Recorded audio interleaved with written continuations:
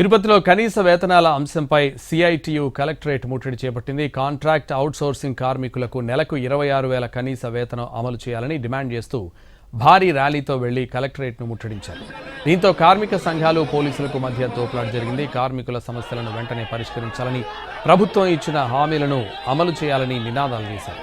Collectorate వద్ద నిర్వహించిన ఆందోళనలో కార్మికులకు జీవన వ్యయానికి అనుగుణంగా కనీస వేతనాలు చెల్లించాలని, కాంట్రాక్ట్ అవుట్సోర్సింగ్ ఉద్యోగుల హక్కులను ప్రభుత్వం పరిరక్షించాలని సిఐటియు నాయకులు డిమాండ్ చేశారు. సమస్యలను వెంటనే పరిష్కరించాలని, లేకపోతే రాష్ట్ర వ్యాప్తంగా ఉద్యమాన్ని మరింత ఉధృతం చేస్తామని హెచ్చరించారు.